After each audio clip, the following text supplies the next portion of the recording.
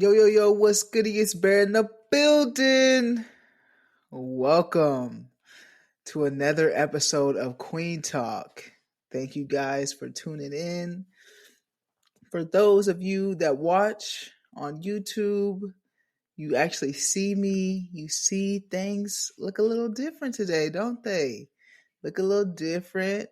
Start by saying that today's special guest is me. I am today's special guest.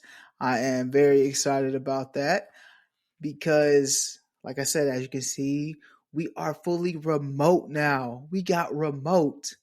Grab your remote because we're remote. We are now able to go globally. Globally. Anybody can be a part of Kueen Talk no matter where you are because we had this special person sponsor us. Kueen Talk sponsored you guys. Uh, Not sponsored, but we got a good donation. Good donation. All this equipment that we got was donated from a very generous person named Peter. Peter has no social media, so I cannot tag him in anything. But just know a guy named Peter got got all this good stuff for me to be able to actually go remote now, so I can talk to anybody. So just know I need you if you're interested. We are now remote. This week's episode, I just want to sit and reflect on some of the guests that we've had in the past on Kueen Talk. And I just wanted to sit and just thank everybody for tuning in every week. If you've been staying connected thus far, I just really appreciated the stories I've been hearing, the feedback I've been getting. It's all been great. As you can see, people are believing in this, like getting things donated and people providing me stuff and all the insight that I've been getting. And it's just been amazing. Like all around, I'm just excited that this platform is spreading. The word of mouth is getting out there, and we're gonna continue to grow and continue to get bigger. It's all about consistency, and we are going to keep pushing this out there, keep making it more known and aware, so that we can change some people's lives. You guys, I want to thank everybody again, just everyone that has been a part of this already. Um, yeah, just all the guests that have been on here being vulnerable. The reason I started Kueen Talk was because I personally felt disconnected with the queer community, especially with those of color. So, if you've been listening previously, you know that I grew up in El Dorado, Kansas. And I actually took the time to look at the demographics of El Dorado, Kansas. And back in 2022, what the demographics was is about 13,000 people living in El Dorado right now. 88.6 of them being white, 5.9% being two or more races, 4.5 being Hispanic, 1.5 being Asian alone, 1.5% Black or African American, and 1.2% American Indian. Now, that 1.5 is probably half of my family in that town. I got a lot of family. And I wanted to give you guys the statistics to show I wasn't raised around representation, right?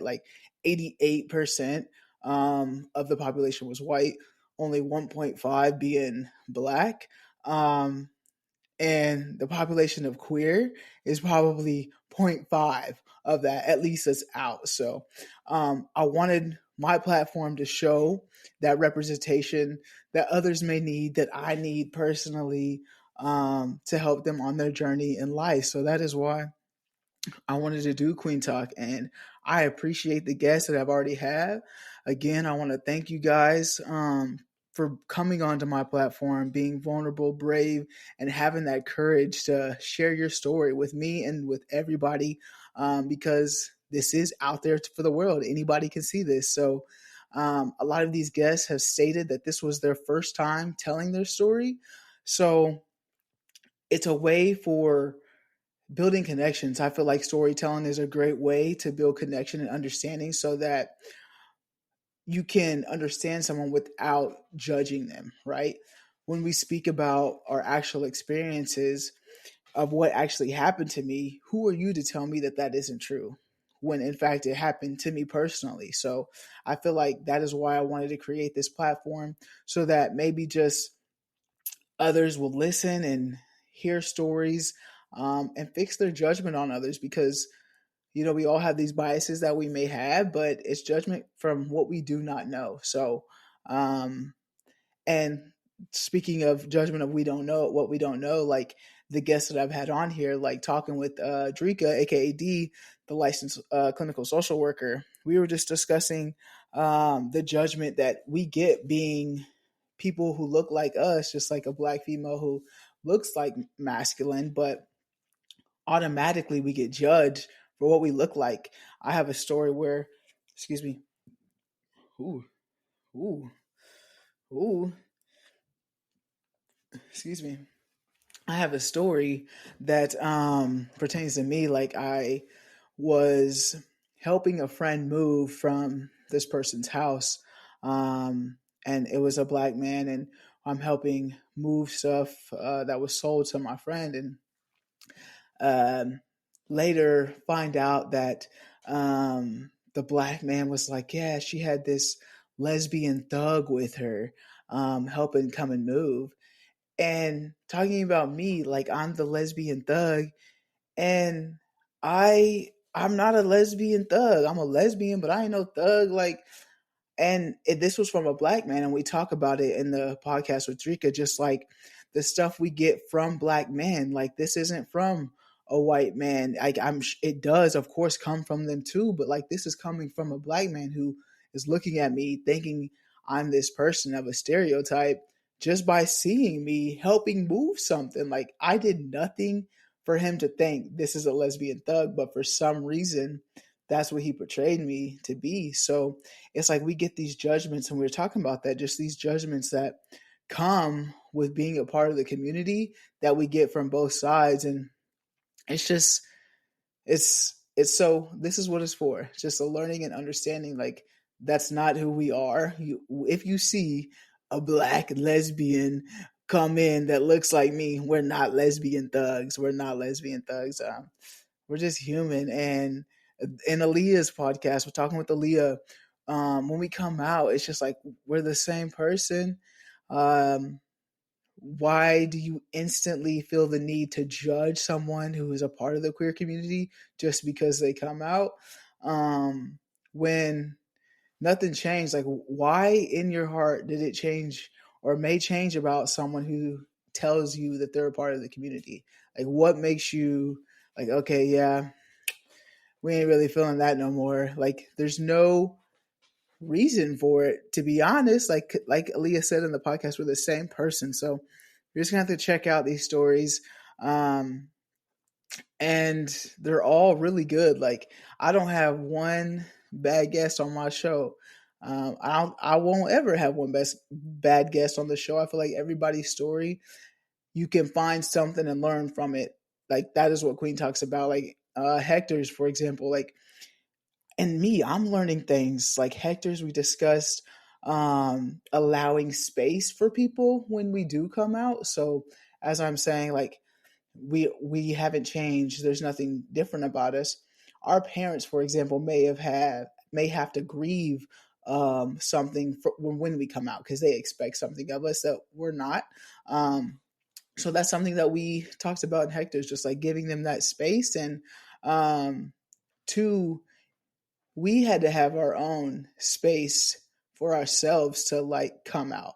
Not every one of us just like came out instantly. So like we had to have time to process it ourselves, and be okay with who we are to finally say it. So just giving them that grace on letting them in. And talking with Justice, another podcast guest I had come on here, the grace that was had to be given to them because they have a child with a black woman. So dealing with the mother of their child and allowing that mother to space and grace to understand what this is going to be like.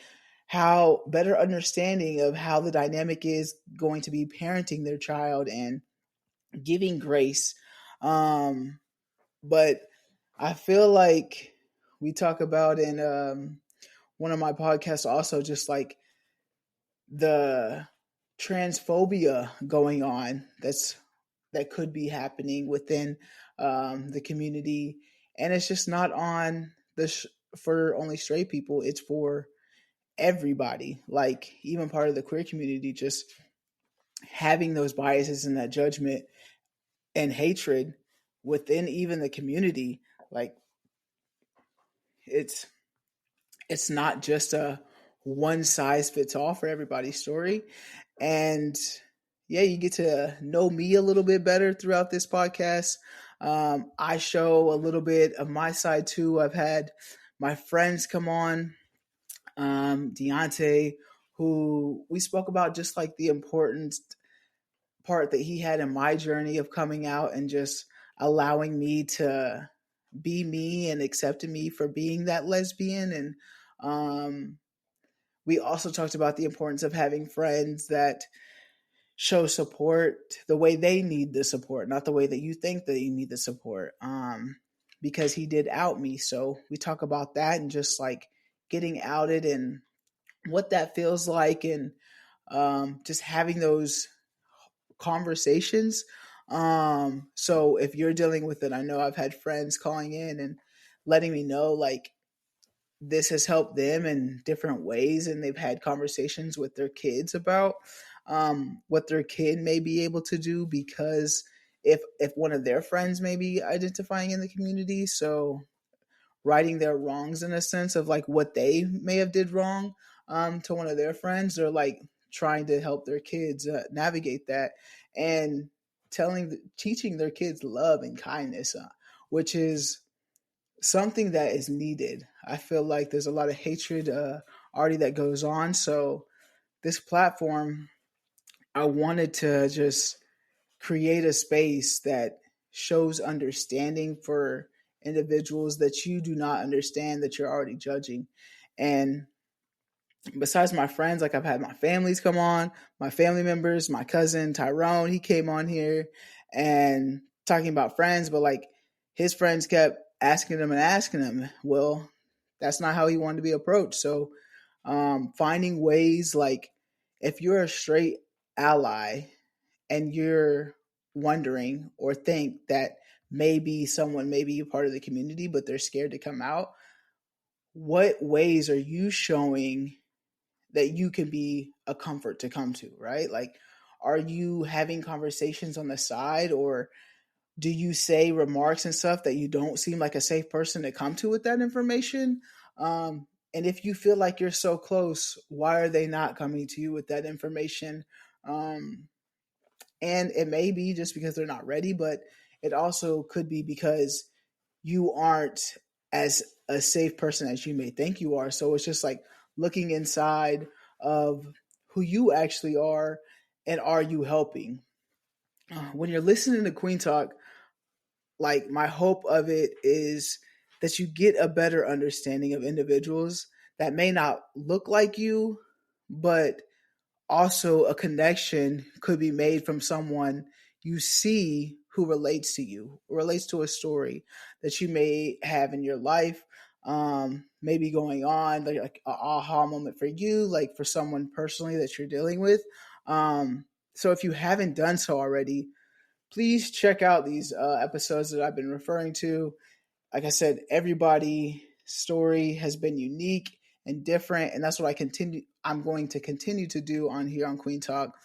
And I understand personally, like just how difficult it may be to tell the ones around you that you are a part of the community.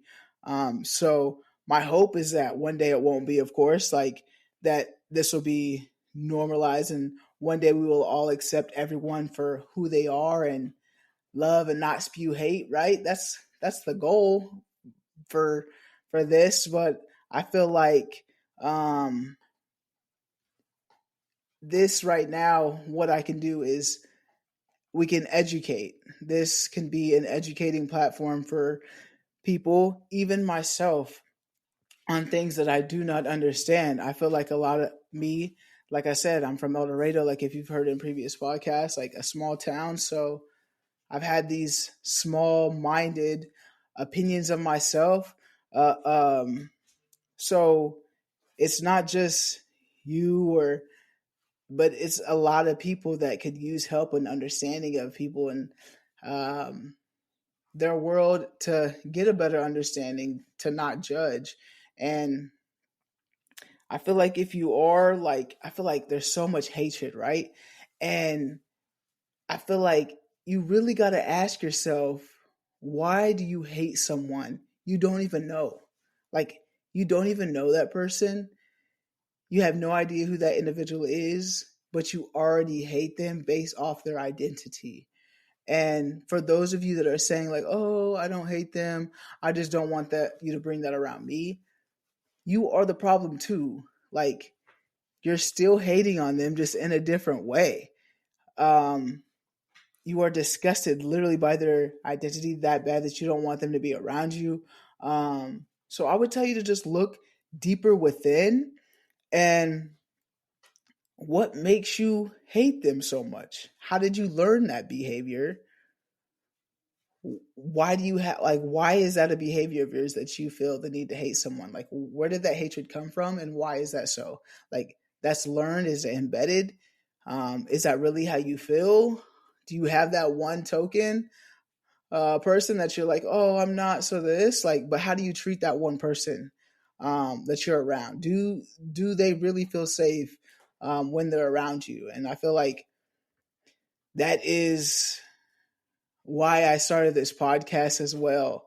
Um, because I was living in that small town for so long, like I said, and I just had these bias embedded negative thoughts about people without even knowing it, without even like realizing it. And I used to volunteer for Glisson, Kansas.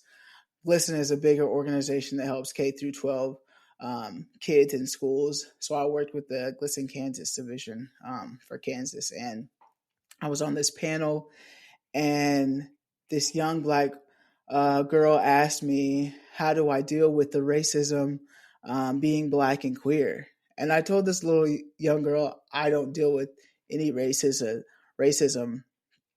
as a black queer woman." And this was when I was first entered the space, like, and then like I literally sat with that, and I was like, that's not the case. That's not the case. I lied to this girl. And she probably went home thinking like, dang, how does she not dealing with racism? But I deal with it every day. But I literally, I've dealt with it. Like I have dealt with it. And I just didn't realize it because I had been around it for so long. I was used to it.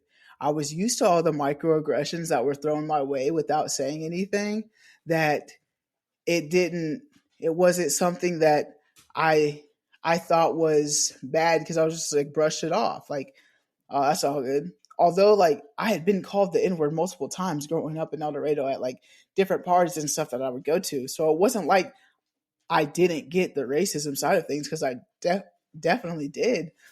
But I don't know why I answered her in that moment of just like, no, that's not my story. When in fact it has been like, but getting out of it and seeing it from the outside in, and I'm just like that's wild. Like I was brainwashed, really, really brainwashed. Like get out brainwashed. You know what I mean? Like that's why Kueen Talk. I just wanted this space for the representation. I've had um, a friend of mine was like representation, and it's hard to say a friend of mine, but like doesn't matter, right? And who someone who's had representation around them without even just like when you already have it around you so much, you would think that way. Representation doesn't matter. You see it without even like realizing it, but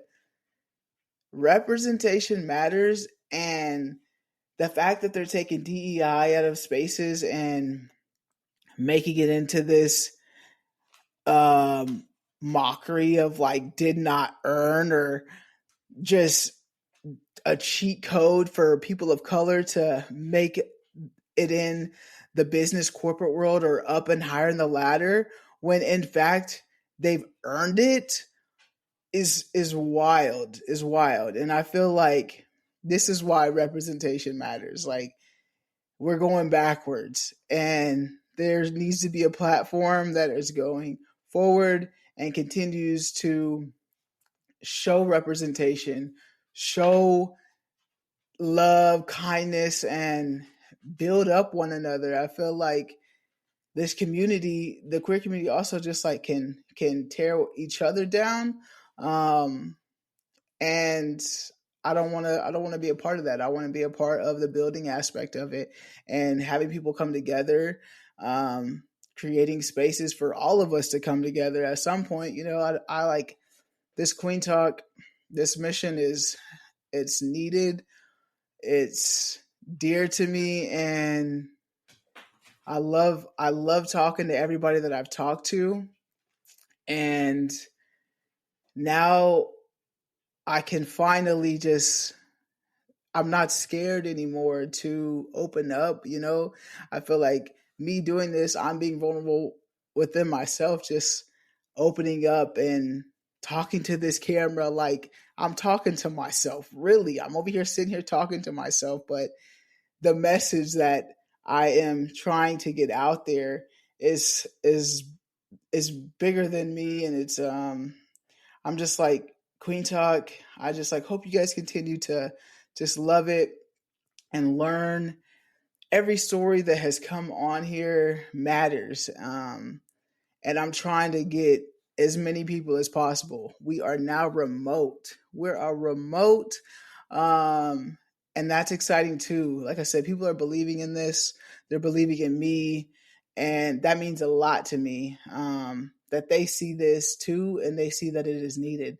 So if you're interested in telling your story, please don't hesitate to reach out to me. I am not that lesbian thug that you may think I am. I am always looking for guests. This is a safe space, and I want to get as many stories out there as possible. Um, the more stories that I get, the more relatable it may be to more guests and help them on their journey. And I just want to thank you guys for continuing to stay tuned in and learn and grow and finding ways to educate yourself if that's what you're doing by watching this podcast. And yeah, man, like I said again, I just thank you guys so much, and continue. This is a weekly thing, whether it's me talking to the camera or having guests on here. So please just continue to, yeah, support me in what I do, you guys. So family, friends, strangers, love. Be nice.